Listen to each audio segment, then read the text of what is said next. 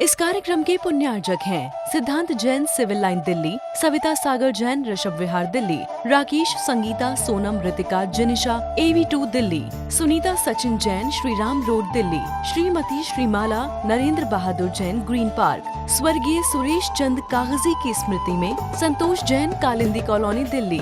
वंदे तु सविसिद्धे ध्रुवे मचल मनोभवं गदिं पते भोच्यामि समय पाहुरे मणिमो सुध केवली भणिदम्।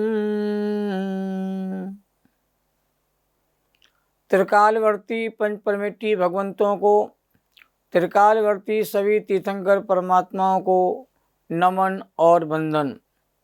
आचार्य कुंद देव और उनके सभी टीकाकारों को नमन और वंदन।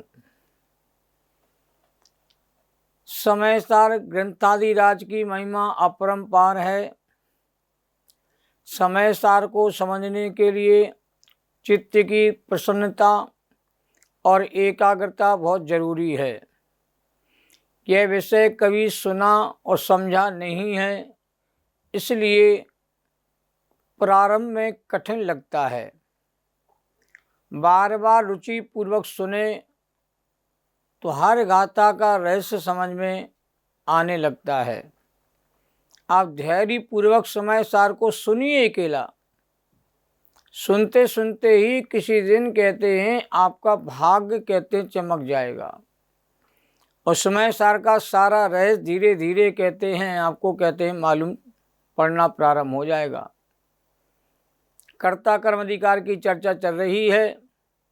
आगामी 5 गाथाओं में 132 गाथा से लेकर के 136 गाथा तक आचार्य कुंद देव यही कहना चाहते हैं कि अज्ञानी अपने अज्ञान में भावों की भूमिका में व्याप्त होकर के अपने अज्ञान में भावों के कारण द्रव्य कर्म के बंधन का निमित्त बनता है, और द्रव्य कर्म के बंधन में अज्ञानी के अज्ञान में भाव ही निमित्त कारण है। भाई द्रव्य कर्म का बंधन हुआ है तो उसमें अज्ञान में भाव ही इसमें निमित्त हैं। गाथा 132 नंबर की इस प्रकार है।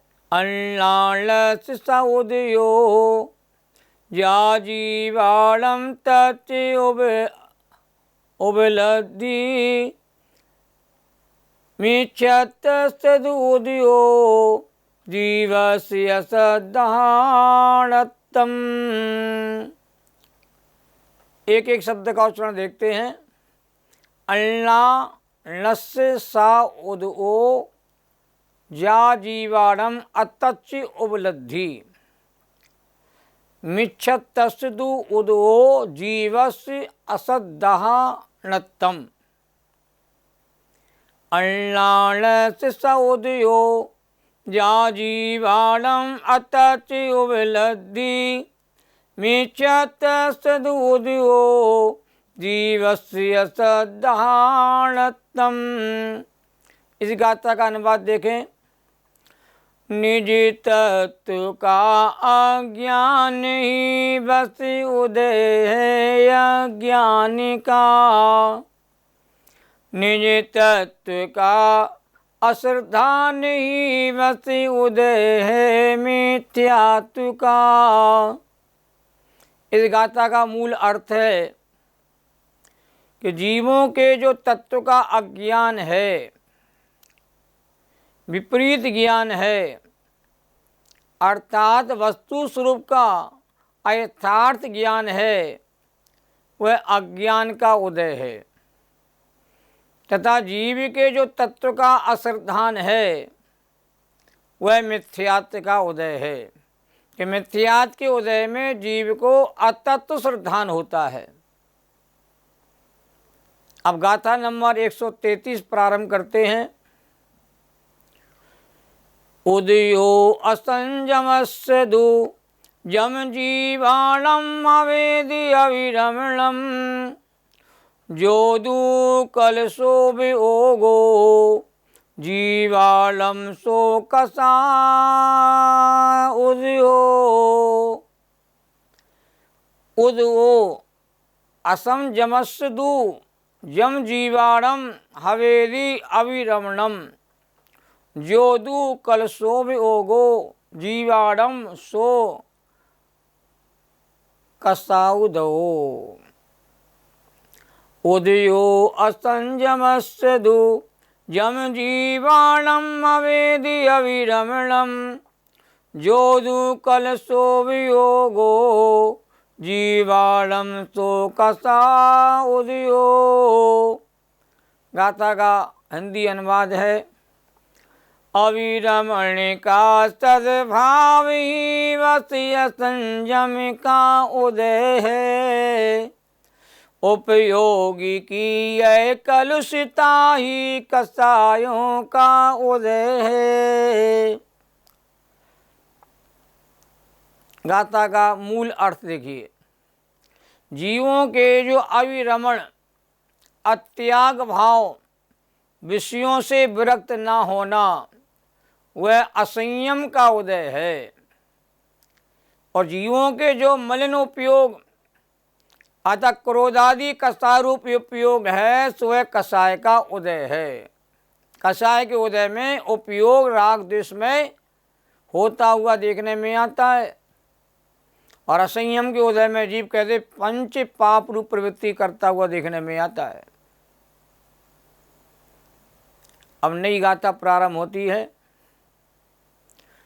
तम जान जोग युदयम सो जीवाणम तू चिट्टी उच्छाओ सोहन मसोहन वा कायबो विरधि भावो। तम जान जोग उदयम सो जीवाणम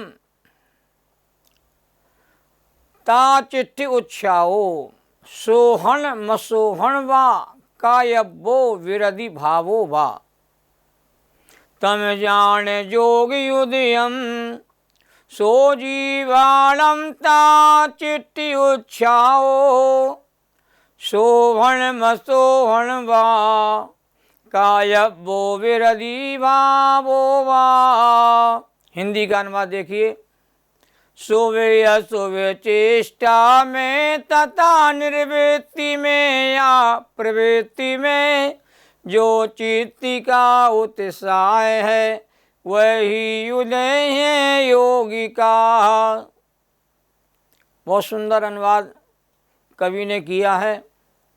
अर्थ देखिए मूल गाथा का, जीवों के जो शुभ रूप या अशुभ रूप प्रवृत्ति अथवा निवृत्ति रूप मन वचन काय के व्यापार में जो उत्साह है, उसे योग का उदय जानो। योगी के उदय में मन वचन काय के निमित्त से आत्मा के प्रदेशों में कंपन होता है। और शुभ योग अशुभ योग ऐसे उपयोग के दो भेद हैं। जब प्रवृत्ति विषय कसाय में होती है तो अशुभ योग होता है, जब प्रवृत्ति शुभ भाव में होती है मन वचन काय के निमित्त से, तो यह शुभ योग कहलाता है। अब इन तीनों गाथाओं में कर्म बंधे के 4 कारण आचार्य देव ने स्पष्ट किए हैं। आगामी 2 गाथाओं में द्रव्य कर्म भाव कर्म का निमित्त नैमित्तिक संबंध कहते आचार्य देव बताने वाले हैं। क्योंकि अनादि काल से द्रव्य कर्म के उदय में अज्ञानी प्राणी भाव कर्म रूप परिणामों को प्राप्त होता है, और भाव कर्म के परिणामों के निमित्त से ये जीव नवीन द्रव्य कर्म का बंधन करता है। और ये परंपरा अज्ञानी के साथ अनादि काल से दोहराई जा रही है, बार बार रिपीट हो रही है। ज्ञानी पुरुष वस्तु स्वरूप को ज्ञाता होने से, आगम का मर्मज्ञ होने से, वह द्रव्य कर्म के उदय के काल में अपने शुद्ध चेतन आत्मा की कहते हैं द्रव्य कर्म से भिन्नता को पहचान लेता है। जब अपना आत्मा द्रव्य कर्म से भिन्न भाषित होता है, तो उस काल में जीव को नवीन भाव कर्म रूप परिणाम नहीं होते हैं, उस काल में जीव को सम्यक्त आदि के परिणाम होते हैं। इसलिए ज्ञानी कहते हैं नवीन द्रव्य कर्म को नहीं बांधता। अज्ञानी द्रव्य कर्म को हृदय में भाव कर्म रूप परिणाम करता हुआ नवीन द्रव्य कर्म का बंधन करता है। ये परंपरा अनादिकाल से रिपीट हो रही है। अब यहाँ आचार्य जी कहना चाहते हैं भगवान आत्मा ज्ञान स्वभावी परम पवित्र और चेतन महाप्रभु है। इसका भान नहीं होने से यदि वर्तमान पर्याय में अज्ञान रूप परिणमन कर रहा है, जड़ कर्म उदय में आने पर ज्ञान में जो अज्ञान रूप विपरीत ज्ञान रूप स्वाद आता है, वह जड़ पुद्गल कर्म का स्वाद है, आत्मा का स्वाद नहीं है। यहाँ अज्ञान में भाव के चार भेद यहाँ पर कहे जा रहे हैं। मिथ्यात्व, असंयम, कसाय और योग। इन चारों को अज्ञान में भाव में शामिल किया है। ज्ञानी के श्रद्धा की दृष्टि से उक्त चारों भाव कहते नहीं पाए जाते हैं, इसलिए ज्ञानी पुरुष को अबंधक कहा जाता है। शुद्ध चेतन स्वरूप में अहम बुद्धि, अपनत बुद्धि नहीं करके ये अज्ञानी प्राणी अनादिकाल से पर में संयोगों में वर्तमान पर्याय में अहम बुद्धि करता है। ये मिथ्यात्व का परिणाम है, मिथ्या परिणाम है। अतत्व श्रद्धान को मिथ्यात्व परिणाम कहा जाता है। वस्तु का स्वरूप, आत्मा का स्वरूप जैसा है वैसा ना जान के, वैसा ना मान करके और अन्य रूप को अपना मान के अनुभव करना, यही मिथ्यात्व रूप परिणाम है। शुद्ध चेतन स्वरूप में स्थिरता होने के बदले पर में आसक्ति के भाव से पर पदार्थों में रमना, उनमें तन्मय होना, ये आवृत्ति का असंयम का भाव है।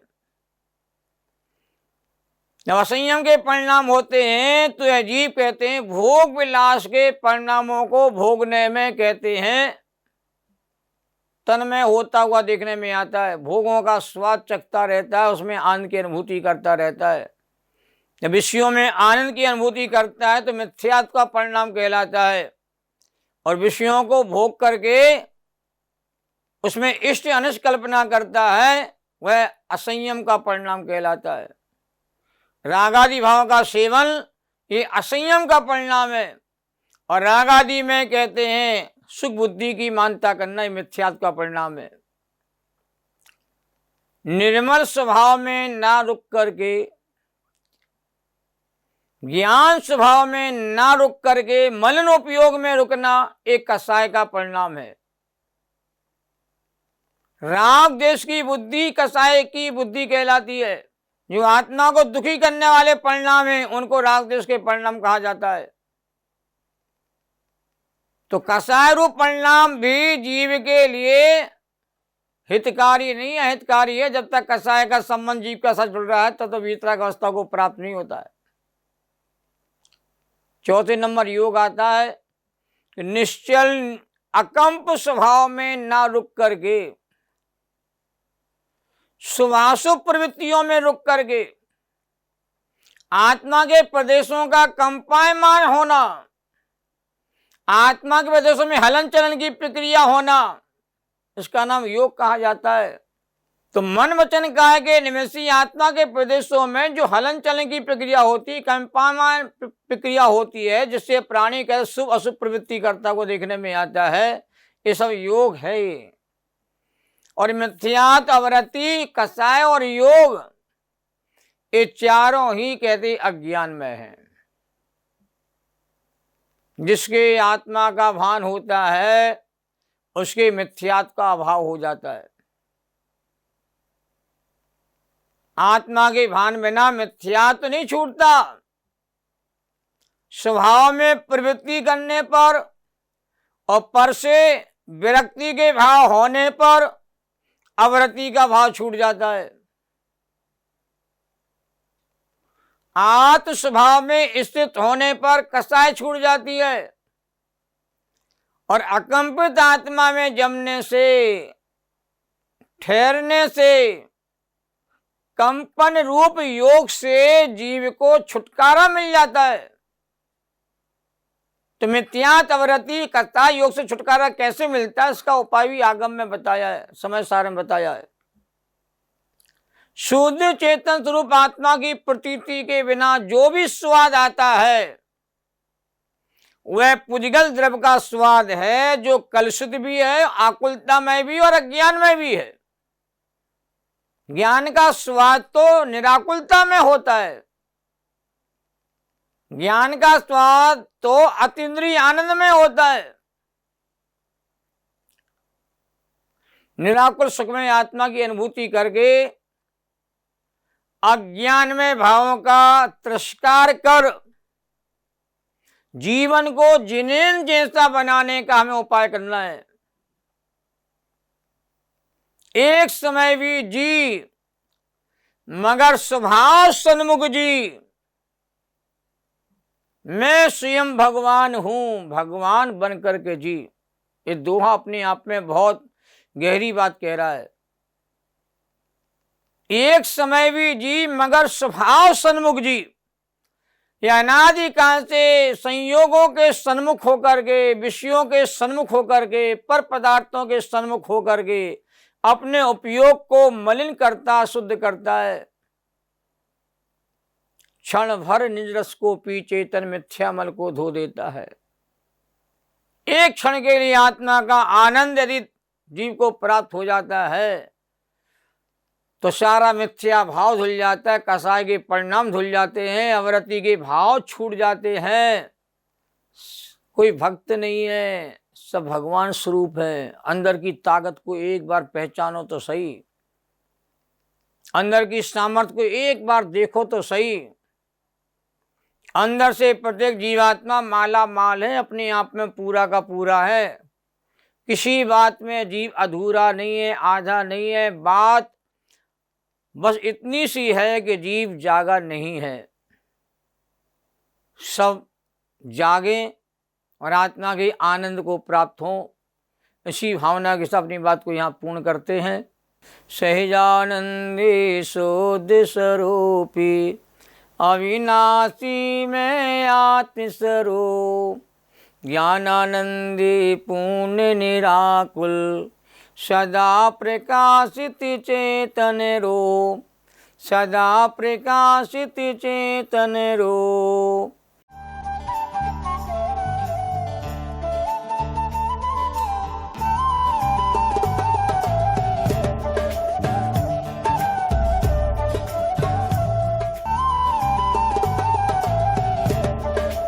इस कार्यक्रम के पुण्यार्जक थे श्रीमती मंजू विनोद जैन गुड़गांव, सरला राज स्वाति जैन राजपुर रोड दिल्ली, आयुषी अतिशय जैन, आराधना जैन जर्मनी, सुबोध अंजू सुनीत शिवानी कालिंदी कॉलोनी दिल्ली, सुशील विनोद जैन योजना विहार, विकास स्वाति जैन ग्रेटर कैलाश 3।